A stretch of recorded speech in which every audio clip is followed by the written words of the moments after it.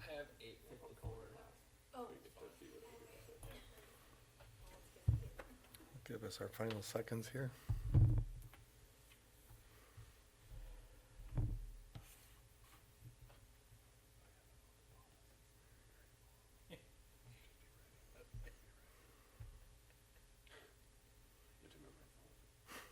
Put me on the spot. That's right. I'm sure we could fit in native species in tonight's discussion somewhere. We'll get them in there.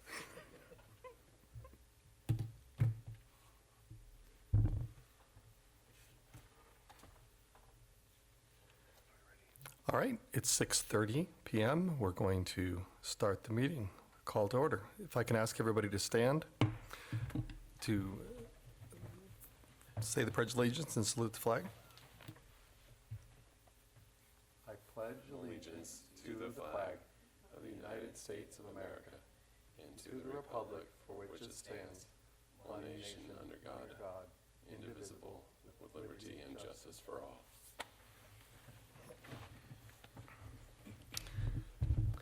All right, Kylie, would you mind doing a roll call?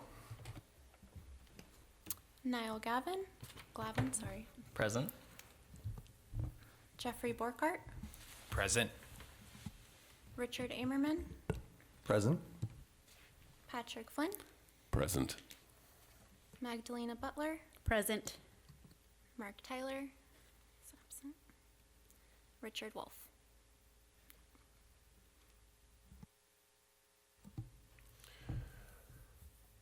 Vice Chair Ammerman, before we proceed, I'd like to ask to have our missing members excused. Do I have a second? I'll second that. All in favor, say aye. Aye. That passes.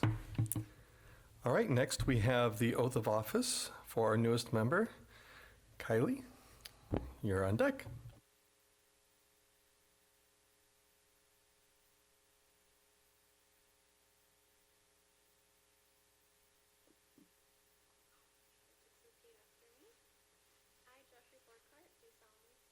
I, Jeffrey Borkart, do solemnly swear That I am a citizen of the United States that I'm a citizen of the United States and of the state of Washington, and of the state of Washington, that I will support the Constitution of the United States that I will support the Constitution of the United States and the Constitution and laws and the Constitution and laws of the state of Washington, of the state of Washington, and will, to the best of my judgment, and will, to the best of my judgment, skill, and ability, faithfully and impartially, perform the duties of the Planning Commission number 1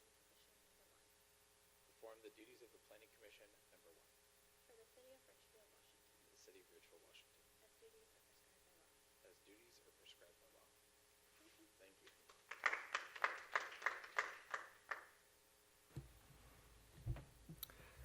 Welcome on board. Excited to have another member. Ms. Luss, do we have any late changes to the agenda? We do not have any late changes, thank you. Excellent. Next, we have our first public comment period. Anyone requesting to speak to the commission may request to speak at this time. If you have not provided notice in advance to speak during the public comment period, please use the raise hand feature. Either come up to the podium locally or use the raise hand feature through the meeting. The clerk will send you permission to unmute your microphone so that you'll be able to make your comments. For controls of the phone, press *9 for raise hand and press *6 to mute, unmute. Do we have anybody that would like to speak tonight?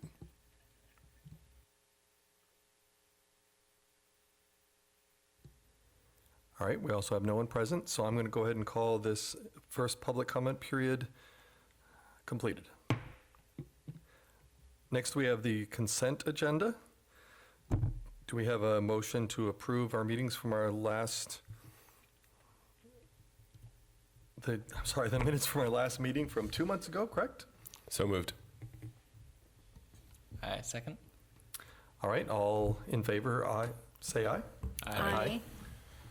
All right, consent agenda is approved. Next, we have our our only order of business, public hearing, and I turn this over to you, Ms. Lust. Thank you so much. Thank you, Vice Chair Ammerman, and thanks to our Planning Commission for convening this evening. Tonight I have one business item. It's just a presentation, so no public hearing or action requested. It is on two more elements of the comprehensive plan. So the past few meetings, we've gone through several draft elements, draft goals and policies of the Envision Ridgefield 2045 20-year growth management plan. And the ones we're going to go through tonight are the public facilities and transportation elements. So as with the other elements, these are required elements of the 20-year growth management plan per state statute. And these ones are a bit unique because they really tie in very closely to the city's capital facilities plans for transportation, water, and stormwater. Those plans have already been adopted, sort of parallel, updated and adopted parallel with this comprehensive planning process. So we'll get into that relationship a little more, but really these two elements are meant to support those capital facilities plans, which are much more detailed in terms of actual projects and funding for those projects and strategies for service provision across the city. So again, the goal tonight is a presentation and discussion to get Planning Commission's initial feedback on draft goal and policy language. Is what's in their meeting kind of what you would expect to see? Is anything obvious missing? Is there any language that you think we should tweak or dig more into, or any topics that you feel merit more research by staff before we ultimately bring this back before you and before the public? So moving forward, the first section we'll get into here is the public facilities element. As I mentioned, it's very interconnected with the adopted capital facilities plans, and those plans include project lists and funding strategies. Urban areas require essential public services like water, sewer, and stormwater management. Cities in charge of water and stormwater here. Sewer is Clark Regional Wastewater District, so separate jurisdiction. And then this ties into growth management because these services are required to be provided in areas where growth is occurring. All right. So there are 3 draft public facilities goals right now, and each of those have several sub-policies. So we'll go through one goal at a time and one at a time sort of ask for any feedback on the nested policies. So goal 3.1, the first one here, has to do with just basic service provision. So efficiently provide and maintain public facilities and services to support community needs within the Ridgefield urban growth area. With 5 nested policies there, speaking to that service provision. Vice Chair, I will turn it back to you for any comments from the group on this first section. Thank you, Ms. List. I'll start on my left. Do we have any comments or questions? How about to my right? Anything? I honestly don't have anything at this point either. Thank you very much. Perfect. We'll move along. Goal 3.2 is a pretty loaded one. This is the goal about our water system and ties directly into the recently adopted water system plan, recently updated water system plan. So goal 3.2 is ensure a reliable, safe, and high quality public water supply within the Ridgefield UGA. And as a reminder / note here, the policies tagged with the trees are ones we have identified as tying directly into our climate element of the comp plan, which we've gone through those sort of standalone goals and policies, but as we've talked about before, it's really something we envision as being woven through the plan. So yeah, just a note on that little icon there. So again, we'll do our back and forth here, and I welcome any thoughts on the water policy portion of this plan. Start on the right this time. Do you have anything?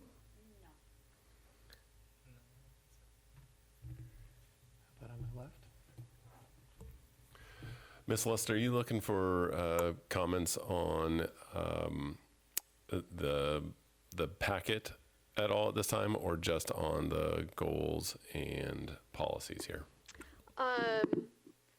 If you have comments on the packet, which for the benefit of those listening in includes the whole draft element with the sort of like context information, I don't have that in front of me, but I'm happy to take those comments and write them down and take them back to our team that worked on this.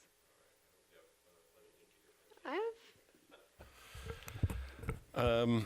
Okay, well, you don't have it in front of you, but in regards to the wells that are currently online versus what is going to be coming online, and for your notes, I'm looking at table 3-2, where it's got a list of multiple wells, well 7, 8, 9, 10, 11, and then junction well, Kennedy Farms, et cetera.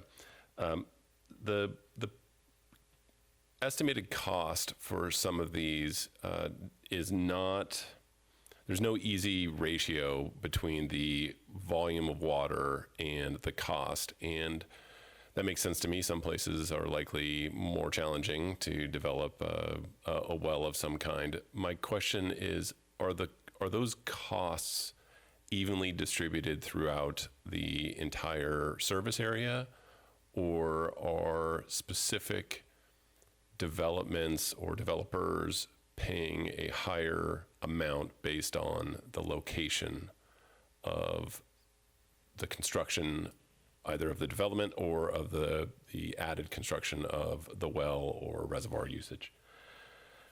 Just as an example, you'll be able to see it when you look at the chart easily, but Kennedy Farms is 1,200 GPM at an estimated cost of $6.7 million, whereas North Royal Road transmission main is 1,000 GPM at $3.5 million. And then a second question related to that is the Kennedy Farms wells. That's hard to say. The Kennedy Farms wells has a timeline of 2024 through 2029, and we're in that window right now.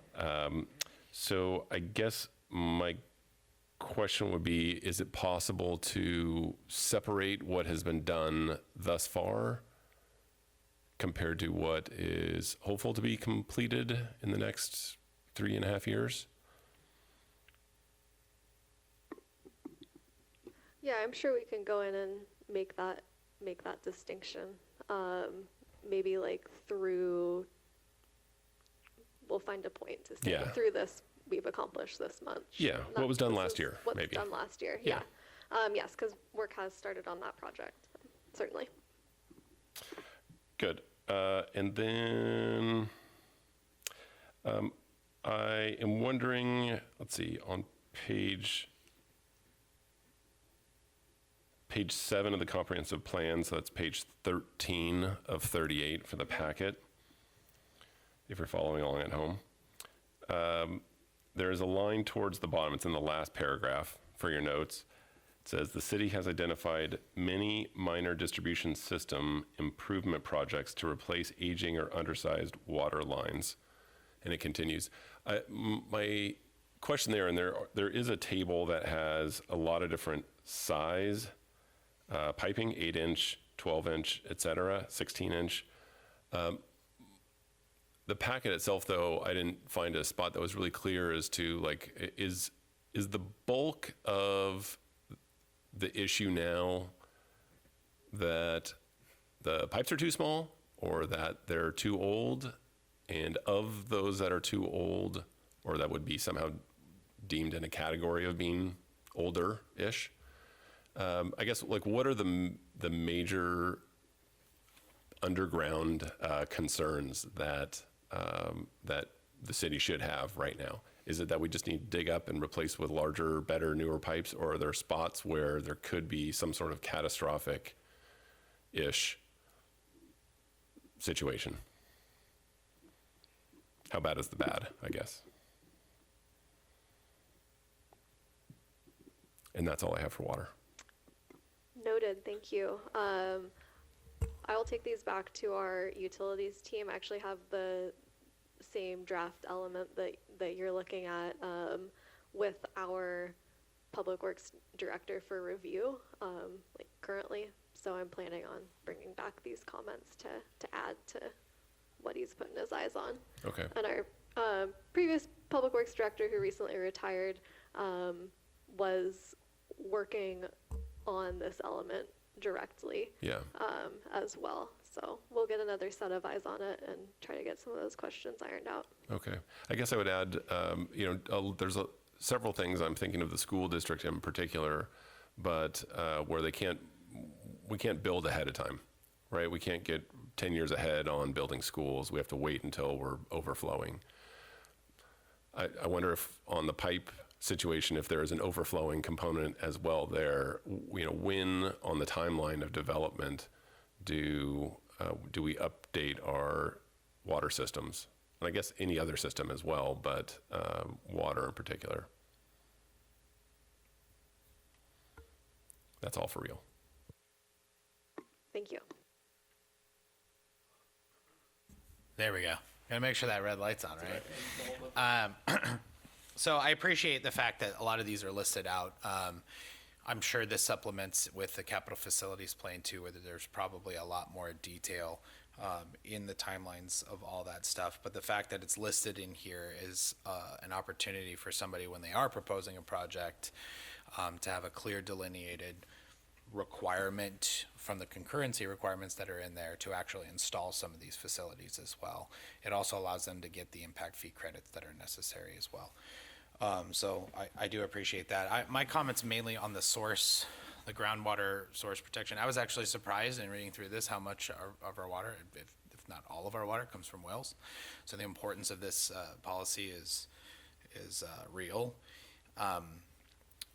One of the things that I'm curious is how is this actually implemented in your mind? I know that we're really at the policy level, but it is important to understand what's the thought process.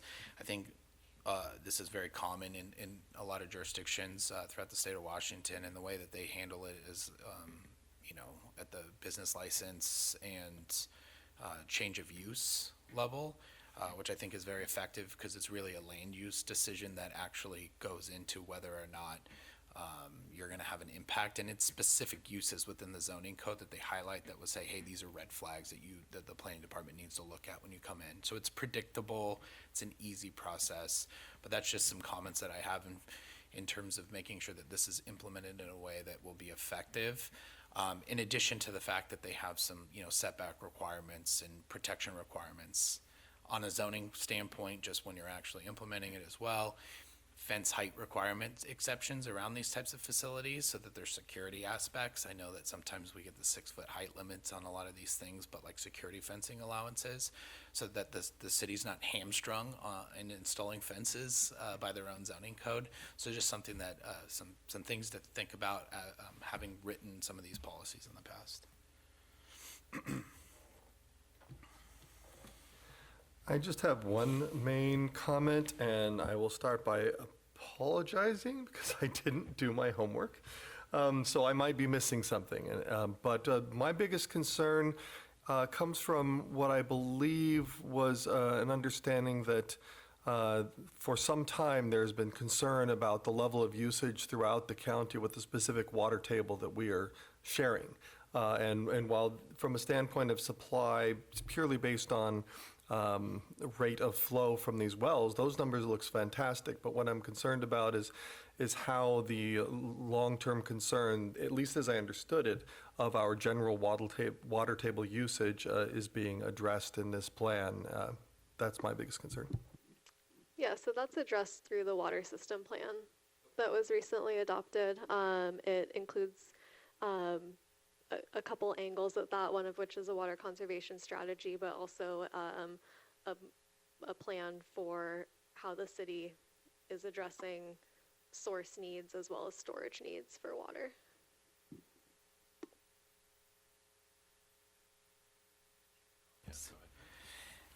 You just brought up an additional comment that I may have, if I may, Chair. on that front, and I know that the city of Ridgefield doesn't necessarily control the sewer aspect of things, but you work closely with it from a regional standpoint. You know, one of the things that very water constrained jurisdictions have is the ability to take their treated effluent water and re-inject it back into the water table, which is extremely helpful. I don't know if there's been any consideration for that, but it is, you know, a big water system. And just letting it go back into the river system doesn't capture the ability to re-inject back into that water table system. So just something to think about as well there.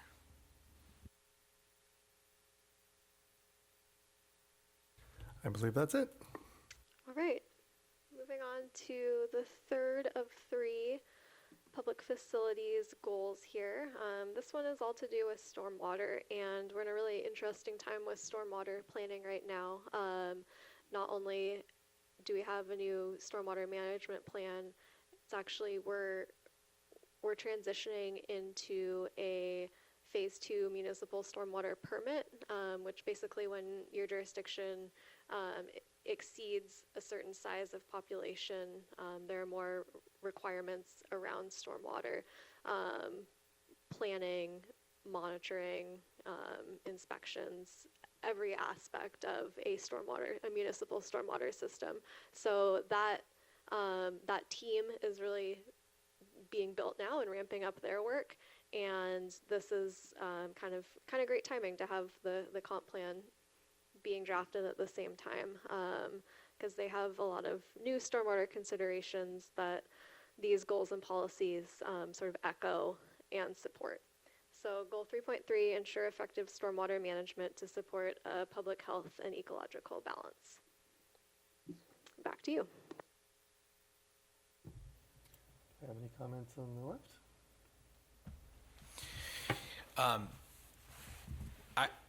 One of the big things, and it would support it with these goals, but just on the implementation side of things, vaults.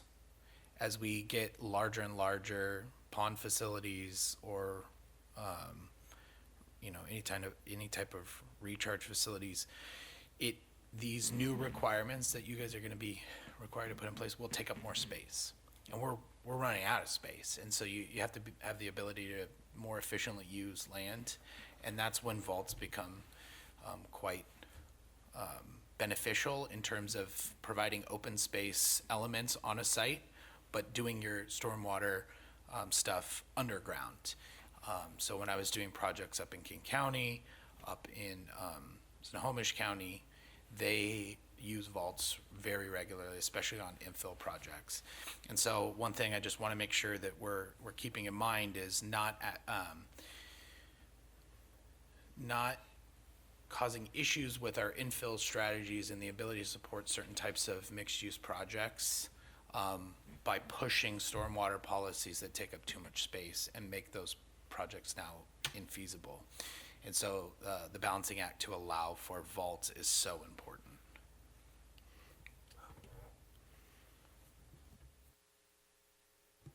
Any comments on the right? Just out of curiosity, and I have to admit that wasn't on my radar at all, but were there any vaults involved in the Pioneer Street improvements going on right now? You know what, I'm not sure, but I can ask that question of our team.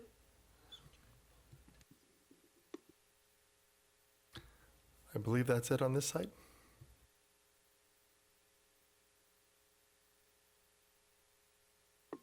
All right, thank you. With that, we can go ahead and move on to the second topic this evening, which is the draft transportation element. This one has a few more goals in it. If you start looking at transportation, you start seeing it everywhere, right? It's really, really tied into the other topics we're working on through this comp plan. I'd say particularly land use and climate come up a lot when you're talking about transportation. So again, this is a GMA mandated element, and it's required to align with land use through our population and growth assumptions. We're also required to be consistent with state and regional plans, so this element ultimately on our timeline will be taking it to RTC, the Regional Transportation Council, as well. And our transportation planning staff has been coordinating with them as both the city and RTC work on their long-range plans this year and last. So go ahead and move forward. And that image is from our Transportation Capital Facilities Plan, which the update was just recently adopted by council.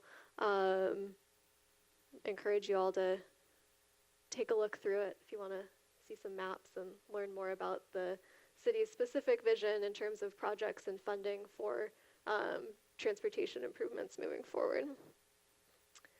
But for our purposes at the comp plan level, the first goal here is all about multimodal efficiency. So invest in and improve efficiency of the transportation system through strategic investments in multimodal design, advanced traffic management and operations technologies, demand management strategies, and transit service. So this is looking at all modes of transportation. How can we support those working together efficiently? Back to you, Vice Chair. Do we have any comments on the right? Questions? Anything on this side? Okay. First of all, great. I think most of these are really good. More of a question than anything about if we're focusing on a multimodal approach. I know traditional impact fee credits and I'll just say, most of these plans get built out by the developers that are building the areas. A lot of times the jurisdictions don't have the funding, or it takes a long time to acquire enough land to get that. So you do it piecemeal as each development comes through. And so obviously impact fees play such an important component. I think one of the things that I fell in love with Ridgefield was the interconnectedness of the trail systems and the ability to get certain places in town without having to be on the street. And so these policies help support that, but I'm not necessarily sure from an impact fee standpoint whether or not somebody who's building these projects has the ability to recapture some of that, since they are truly multimodal facilities that are in the plan, or if it's just limited to road facilities. So that's just a more of a question that I had. Yeah, so to answer that, there was recent legislation that broadened traffic impact fees to be transportation impact fees. So we do have provisions now to grant TIF credits for example public trail projects. So there's more flexibility there now than there was recently, and we've already started on a couple projects talking with developers about how that gets implemented for trails that they're building. Thank you. I know you don't have the packet in front of you, but on page 8 of the comp plan, which is page 30 of the packet, there's a pie chart at the bottom. And it says employment commute data from 2022. And the second largest slice of the pie is for people who worked from home rather than drove alone or carpooled or took public transportation.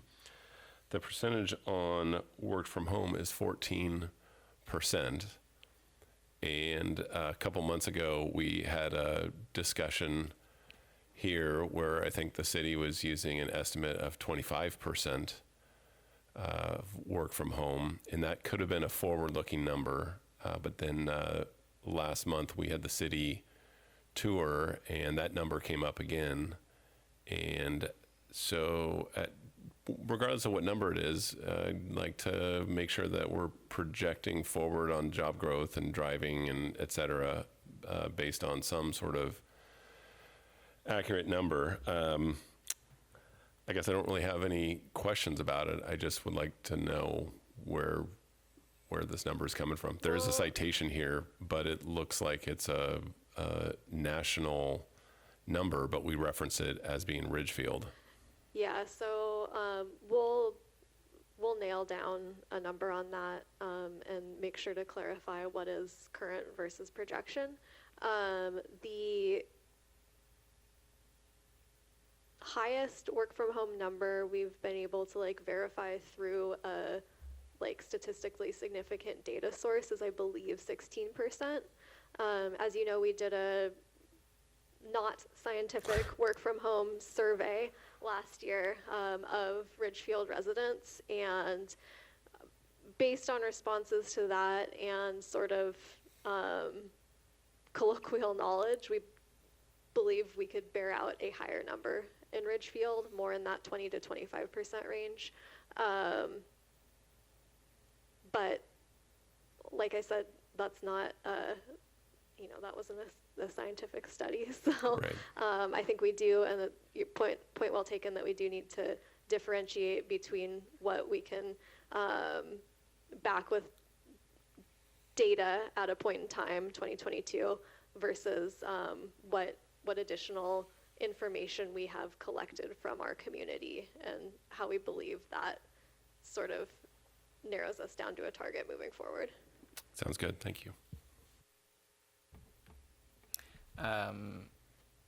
My question kind of ties together. It's 8.1.4 and 8.1.5. So it sounds like the city's going to take it upon themselves to kind of fill the gaps for sidewalks and bike lanes. Is that correct?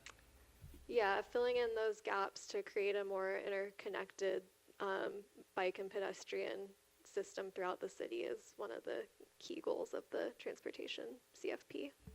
Okay. Is that, I guess, in years, like, is that like a couple year thing, 10-year thing, or unknown? It's a more years thing.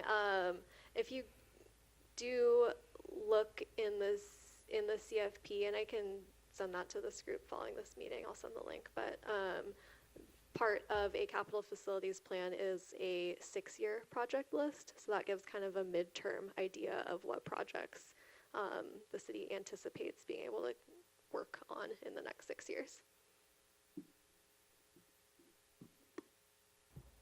The only question I have, and I know that I've personally brought this up one time before, but I can't help it.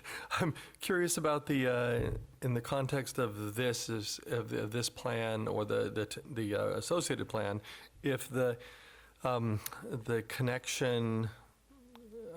Always trying to remember basically by Abrams Park, that really challenging plan that's been debated for years to put in that very difficult bike path extension that would either have to be elevated or, you know what I'm talking about. I was just curious if that's actually hard built into any of this, or is that still kind of too much unknown at this point? Are you referring to the between Reman Road and Mayor's Meadow there along Pioneer? Is that? I believe so, and at one point there was debate of a covered bridge involved that was kind of shot down. Yeah, that project has gone through some preliminary design. Off the top of my head, I don't know what form it takes in the CFP, but I'm pretty sure it's in there. Thank you very much. Is that all on this end? We're good, Ms. Luss. Thank you. All right, moving along. Goal 8.2, this is split between 2 slides, so I'll kind of let it hang out here for a minute, then switch over. Goal 8.2 is all about safety and accessibility. So create a safe and accessible transportation network that prioritizes the well-being of all users. Appreciate any feedback on this. Anything on the left?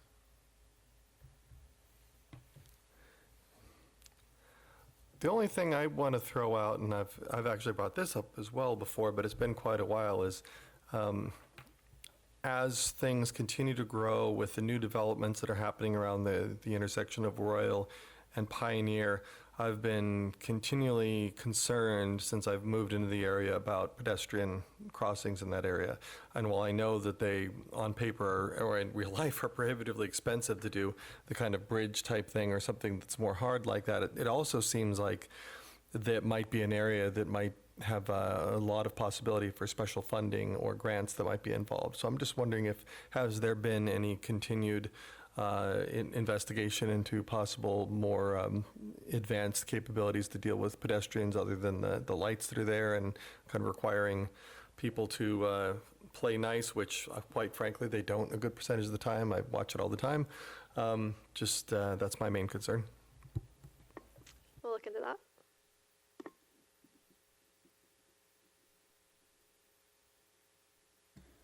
Can I just ask, I appreciate, right, the accessibility and making sure that we are prioritizing the well-being of all users. So, and I remember Mr. Crownhart, when he made the presentation 2 months ago, like he explained that that was also their focus. My question is, do we have representatives of people that are disabled that are providing that input, or are we just gathering information from sources to make these accommodations? Like, how do we know that this is going to work? Like, I would not know if a sidewalk or a playground equipment would work for folks that are not able-bodied. So, Yeah, so I'm not sure. I'd have to talk to Mr. Crownhart, like at that implementation level, particularly for parks, who he talked to and what he researched. But yeah, for the next step of this being implementation of accessibility, I think certainly, and as we write up the implementation plan, which is kind of a next step for us after we get these goals and policies locked in, absolutely want to note that part of implementing this is talking to people who are directly impacted by it to figure out the how. thank you. Any additional comments or questions? Back to you, Ms. Luss. Thanks. Thank you. All right, as I mentioned at the beginning of this presentation, it's really hard to not talk about land use and transportation together. So we have dedicated goal 8.3 here to the integration of transportation and land use planning.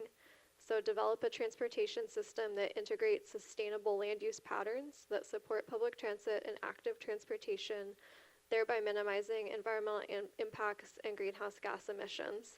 And just as a reminder, and we should probably throw a tree icon somewhere in here, that minimizing greenhouse gas emissions is one of the required sub-elements of the climate element of this plan, is why that more specific language is showing up in the overarching goal, and not just specific policies here to tie land use, climate, and transportation together. So, thank you.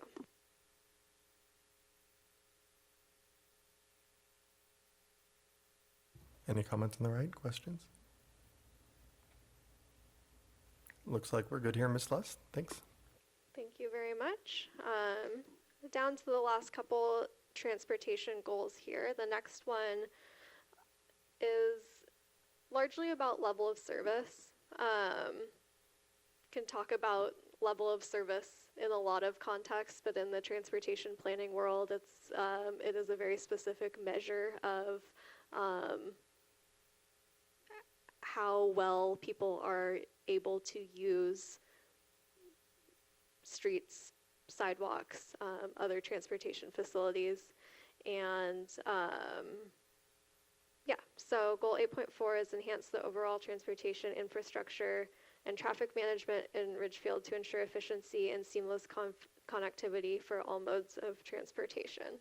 And versus goal 8.1, this has a little more in here about those measurable level of service, including sort of traditional level of service, which is oriented towards vehicle users, and then something we've worked on integrating into the transportation CFP and echoing here is multimodal level of service, which you see in 8.4.2. So I'll turn it back over to the commission once more. Any questions on the right? On policy 8.4.4, The efficient uses of limited land is great. I think there's also an opportunity here for, if you're saying, hey, adopt parking standards for on-street and off-street parking, you're also thinking about reduction of impervious surface and the ability to limit your street widths and promote not only just more efficient uses of land, but also less impervious surface. It helps you achieve some of those stormwater infiltration, LAD features. That way you can actually implement through engineering standards, which are always tough to try to get changed.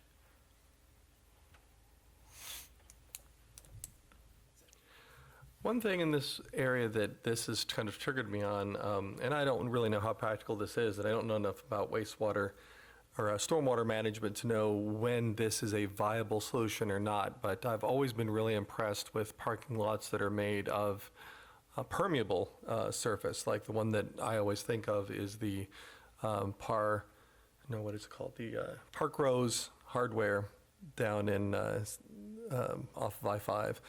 But I'm just kind of wondering, I just wanted to put that comment in the record of, just curious about not just exploring that within the city of Ridgefield, but trying to kind of codify that as a standard when appropriate and for the given situation is something I would love to see possibly required sometimes. The one other question I had that I guess is in this vein too is, I'm just curious if there is plans for North 56th Place, the road that goes straight up past Costco, to connect up to 10th. And if there was any timeline on that, or is it just kind of like a lot of similar things it's due to, development activities in that immediate area that would cause that connection to be made? So if you look at the map on the screen in front of you, number 38 is just about on top of Costco, and that does show that connection north to 10th. Yeah, that's 10th. So that is the font's really small, but that is designated as a planned roadway improvement, which means it's on the project list. And yeah, so short answer, yes. Eventually that will connect up to 10th.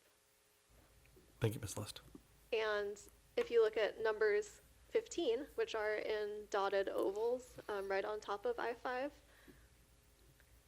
actually kind of looks like it says I-5, but those are two locations where in the forward-looking transportation plan, the city is looking to study what would make sense for an additional overcrossing. And that could potentially tie directly to that extension up from 56 to 10th. And that actually hits the nail on the head as to what my thinking was, exactly that. Access to Costco and the shopping around its area from the east side and from the north, it doesn't have to tie up Pioneer. So thank you very much. Do we have anything else? May I just add some clarification from industry experience on permeable surfaces? They at this point, with the technology the way that it is, won't work from a requirement standpoint. And the soil here doesn't necessarily allow for infiltration necessarily. So they become very impractical, but just something to consider in terms of if we're talking about requiring it rather than making it an option or encouraging it.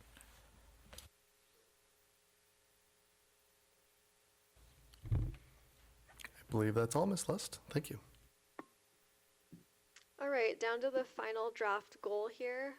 This one's all about funding the transportation system, which again is a topic covered in a lot more detail in the Transportation Capital Facilities Plan, but these are sort of the policy pillars we are looking at to support that. So goal 8.5, secure diverse funding mechanisms to sustain a comprehensive transportation system.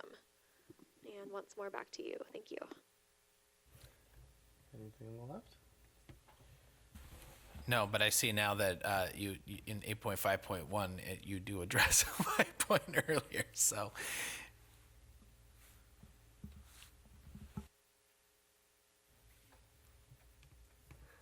Well, nothing more from the peanut gallery here. Thank you, Ms. Lust. Yeah, thank you all very much. As usual, I appreciate the feedback. I have my notes. I will have a note about a next step in my staff report, but we'll wait for that. But that is the feedback I was looking for on both of these elements, so appreciate it. Thank you.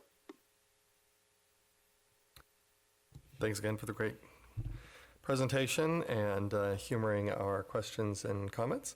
I believe it's time for our second public comment period.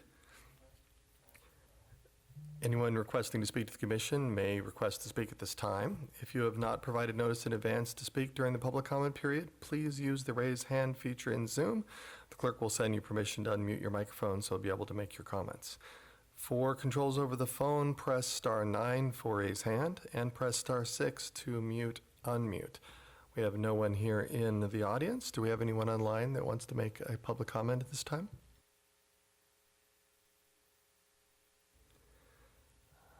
We do not appear to have anyone online or in present to make comments, so we're going to close this second public comment period.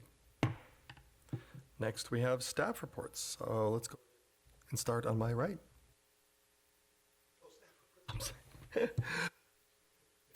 You are on my right, so I guess I was technically correct. My apologies. go. Mrs. Lust, staff reports, please. Thank you. So my main announcement is we save the date. Comprehensive plan open house / community workshop Tuesday, September 16th. Evening after work. This room will be advertising it through our typical many channels here shortly. But the goal of that workshop is going to be stations with information on what we've been talking about over the months here, different elements of the comp plan with, we're figuring out a way to make it a little interactive, at least have sticky notes for people to mark stuff up with and contribute their thoughts to these different core elements of the comp plan. Probably talk a little bit more about the preferred land use alternative that council adopted. They're set on that, but I think it's a good opportunity to transition into, okay, this is the map. What does this look like in terms of housing, in terms of economic development, in terms of transportation, et cetera? So again, September 16th, which is a Tuesday, it'll probably be 6 to 8 p.m., but the details to follow, and hope that if you're around that evening, you can drop by, even if it's just for a few minutes. It'll be a good opportunity to talk to community members and hang out and talk comp plan, which is always great. So hope to see some of you there. Ms. Lust, may I ask a question? In years past, have these been well attended? And if so, do we have plans or the ability to have pour over space in maybe across the hall in the gym there, or alternate plans? Yeah, we can look at that. It's a little hard to say. The last comp plan workshop we had was accidentally the same night as the presidential debate, so a lot of people had other plans. It was, a couple of you were there. It was decently attended, but really, really high quality engagement. Not a ton of people though. I think we could definitely look at what other rooms are available in this facility. I think when I looked at the calendar, it was kind of all clear, so that's a great idea. And then as a follow-up to that, as with the last community workshop we had, we'll have sort of the same engagement opportunities in an online form for people who can't make it that night, or people who are there that night and then have, think on it and have comments later and want to contribute. So there will be that opportunity online as well. which was pretty successful last time we did it. And do you know if there's going to be snacks or cookies or anything like that? And if so, I'm not saying the city should spend money on that, but people in the public might be interested in supporting in some way. We always have refreshments, and we're gonna have like a kids corner too with a coloring activity, so people can show up even if they have little ones in their care. Excellent. Thank you. That's all I had. Thank you, Ms. Lust. Appreciate the reports. And yeah, I was at the last one, so I definitely thought that was a really neat engagement. It might not have been a big crowd, but it was a really well put on event, and it was really great to interact. We're going to move on to staff reports. I'm going to go ahead and, I'm sorry, staffers from the commission. Just reading the wrong thing here. Starting on my right. My apologies. Well, it's been 2 months, and I feel like in that time I've done a lot, yet not enough. But I really appreciate the tour of the city. It was really nice to have a different perspective, and then also just be with the other parks or the other boards and commissions. So I appreciated that. I attended and participated in the 4th of July parade with the Ridgefield Multicultural Initiative, which was really awesome and fun. I also wanted to let our folks online know that there are, and everyone here, the Lions Club is still looking for volunteers for the booth at the Clark County Fair, if anybody is interested. Excited for Green Bag this Saturday. And also Compassion 360 runs the Back to School Bash, which will be August 16th on a Saturday. So yeah, lots of ways to get involved in the community. Also wanted to say thanks to Public Works for fixing the water break here. It's funny because I was driving, I was like, why are they working after hours? Something must have happened. So it's really nice that the team was able to step in and save the day. So thank you. Yeah, has been 2 months, but yeah, last month we got together, or some of us got together for that city tour. That was, I thought, a good event and learned a lot of little projects and planning of different things that are going on that I had no clue about. So that was very informative. Steve did a great job, and a lot of people gave him a hard time, but he did well. And then, yes, Ridgefield Lions do need more volunteers. I volunteered last night flipping patties. My back still hurts, but they need more volunteers. So if anyone is willing to, go for it.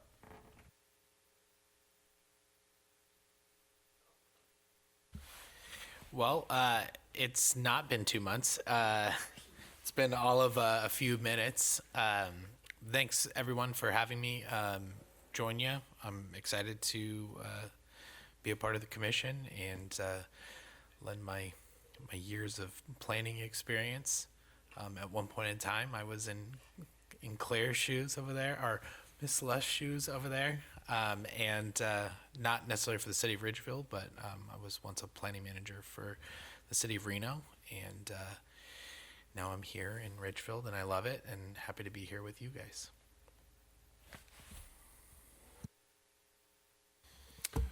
Well, Mr. Borchardt, I'm glad you're here. It's been nice to meet you, and we definitely could use your experience and your voice, so thank you for volunteering. Yeah, last month we had the city tour, just to echo what's already been said, and I think Ms. Lust, you and Steve Stewart, our city manager, did a tremendous job. This was easily the best city tour we've had. I mean, even the bus driver did a better job than we've had in the past. And it helped it wasn't 1,000 degrees and the air conditioner did work, but this was easily the best. And I'll add on to that maybe a little bit, and that is that having the Parks Board and the roundtable folks and the city council was terrific. It was like we're getting the band back together, except for 80% of the band is brand new. there's just so much turnover that's taken place in all of these groups, and it's wonderful to see that over the decade plus that I've been in town, we've had so many people who have volunteered and put in so much time and effort into trying to improve the city and trying to have a voice. So I'm just thankful that the city has continued this tour event. It was easily the best we've had. It was terrific. So thank you very much, and thank you for tonight for helping us through some difficult issues. And I would say that right now in Ridgefield, it feels like about half of everybody on the road is in driver's training right now.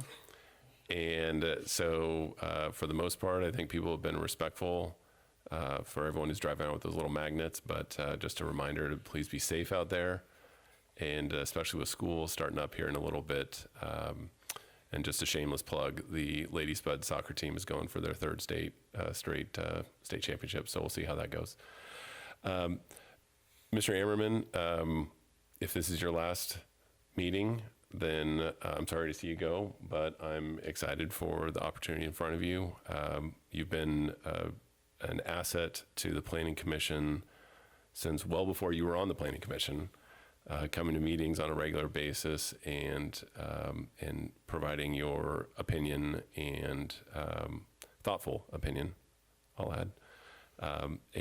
So if this is your last Planning Commission meeting as a member of the commission, I'm sorry, but I'm thankful for your time, and I wish you nothing but the best. And that's it. Thank you. On that note, as I've already shared independently with most everybody here, while it's at least possible I might be at one more meeting or even another, depending on what's going on and where replacement is, I am sadly leaving the commission, which again is very odd for me to say, as anyone who knows me in my involvement here just months ago, I would have continued with the story that I will leave when I'm fired, essentially. I had every intention on staying on. I mean, it's kind of part of my DNA. I've actually really fallen in love with Ridgefield. I enjoy the process, and to be honest, I'm actually not only going to miss all the members, but especially working with Mr. Borchardt. I believe that there's going to be an incredible period of time in the near future, and you're going to be a big part of that. So I'm sad to not be a part of that, but I wish you the best and welcome you to the commission, and have to give the most heartfelt thanks I can to Ms. Lust and the staff for all of their support and tolerance, as I've taken the gavel a few times. But it really has been a pleasure, and I'm really proud of this body and the work that Ridgefield has done in general.